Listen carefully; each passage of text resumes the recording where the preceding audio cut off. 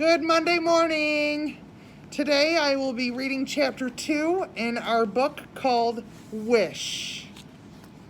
Chapter 2. I trudged up the long driveway, jumping over puddles of muddy rainwater and wondering what Jackie was doing right that very minute. Probably smoking cigarettes with some boy in the parking lot of the Piggly Wiggly across from the high school. Everybody thinks my sister's an angel straight down from heaven, but I know better. When Gus and Bertha's house finally came into view, I stopped. I'd been there 4 days already, but I still couldn't get over how the house hung off the sides of the mountain like it did. The front of the house sat smack on the ground with flowering shrubs nestled right up against it. But the back was on stilts stuck into the steep mountainside. On top of the stilts was a tiny porch with 2 rocking chairs and window boxes full of flowers perched on the railing. On my first night in Colby, Gus had dragged a kitchen chair out there for me after supper. Bertha had asked me about a million questions, like what was my favorite subject in school, and did I have a lucky number? Did I want to go swimming at the Y sometime? And did I like boiled peanuts? But I just mumbled and shrugged until she finally stopped. I was too mad to talk. What was I doing there on that porch with these people I don't even know? I felt like I'd been tossed out of the side of the road like a sack of unwanted kittens. So the 3 of us sat in silence, watching the sun sink behind the mountains and lightning bugs twinkle off and among the pine trees. I'd spent the next 3 days trying to convince Gus and Bertha that it was dumb for me to go to school since it was almost summer. But the next thing I knew, I was sitting on that bus full of hillbilly kids on the way to school. "Hey there," Bertha called from the front door as I made my way across the yard. A fat orange cat darted out from behind the garden shed and trotted along beside me. Gus and Bertha had a whole passel of cats sleeping under the porch, sunning on the windowsills, swatting bees out in the garden. I went inside and dropped my backpack on Gus's tattered easy chair. The smell of warm cinnamon drifted through the kitchen door. "I made coffee cake," Bertha said. "I wonder why they call it coffee cake. Not a drop of coffee in it." She held the door open for the cat to come in. "Oh, I know. I bet 'cause you're supposed to drink coffee when you eat it. You think? Well, anyways, who cares, right?" It had been clear to me from day one that Bertha was a talker. Not like her sister, my mama, who went for days without saying a word. I had been surprised when I saw how much they looked alike. Those, same mousy brown hair, same long thin fingers, even the same crinkly lines along the side of their mouth. I sat at the kitchen table and watched Bertha cut a thick slice of coffee cake and put it on a paper towel in front of me. Then she pulled her chair close to mine and said, "Tell me every little thing about your first day of school. Your teacher, the other kids, what your classroom looks like, what you had for lunch, what you did at recess. I want to know every little thing." "Some girl ate a squirrel sandwich," I said. Bertha's eyebrows shot up. "A squirrel sandwich? Are you sure?" I licked my fingers and pressed it on the paper towel to get coffee cake crumbs. I nodded, but I didn't look at her when I said, "I'm sure." A small gray cat sat on the kitchen counter grooming himself. I wondered if it was the one that Howard had given them. Bertha picked him up and kissed him on top of his head. Charlie don't want cat hair on her coffee cake, Walter." Then she gently put him down on the linoleum floor.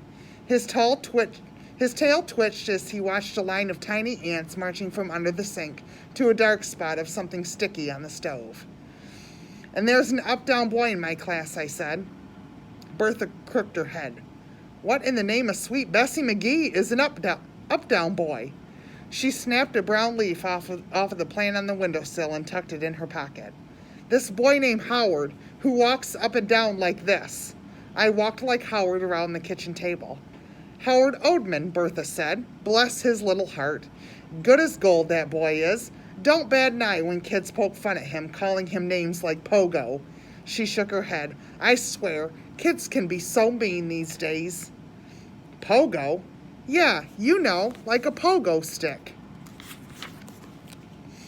He ought to punch their lights out, I said. That's what I'd do. Bertha widened her eyes at me and then shook her head. Not that boy. He wouldn't hurt a fly. All them Odemans are like that. Good-hearted, kind of wild sometimes, those brothers of his, but good-hearted. She brushed crumbs off the table and tossed them into the sink. Shoot! Just last week, those boys were over there helping Gus replace those boards on the porch that got eat up by termites, and they wouldn't take 1 penny. We sent them home with a burlap bag of turnips, and they were happy as clams. Turnips? Any kids who were happy about a bag of turnips must be weird, if you asked me. Bertha sat at the table beside me again. So what else, she said. Tell me something else about school. I shrugged. I wasn't going to tell her the getting to know you paper dropped onto Mrs. Willoughby's desk like a hot potato, or about how Howard being my backpack buddy. So I just said, nothing. Nothing? Really? Nope. Bertha slapped her hand on the kitchen table. I almost forgot, she said. I got you something. She motioned for me to follow her down the hall to the tiny spare room where I'd been sleeping. Ta-da! She flung her arms out and grinned. I followed her gaze to the narrow bed in the corner. Propped up against the wall were 2 pillows and pink pillowcases with Cinderella on them. I realized this morning that this room don't look one bit like a little girl's room, Bertha said. So I went down to Big Lots and got those pillowcases. I was going to get the matching bedspread, but it was a double and not a twin. I might go back and get this fluffy pink rug that they had if I can get Gus to help me move that bureau. And I know I need to get my canning jars out of here, and that old TV don't even work anymore. But she rambled on and on and on, and I don't even listen. Cinderella pillowcases? She must think I'm 5 instead of almost 11. She sure didn't know much about kids. That afternoon, Jackie called from Rowley.